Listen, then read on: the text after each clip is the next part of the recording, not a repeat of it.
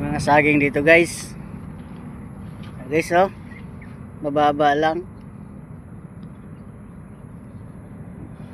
Tatanggalan ng puso. Ito guys, tanggalan pa natin ito ng puso dito.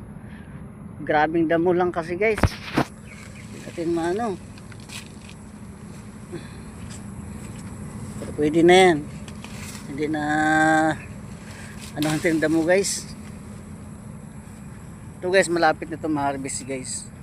Hindi nalinis guys eh. Ngayon lang na ano to guys. Nandito guys oh. Nababa lang itong mga saging na to guys.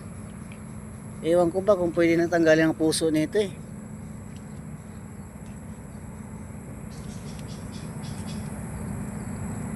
Maliit pa. Ito may mga ano, maraming hayop guys oh.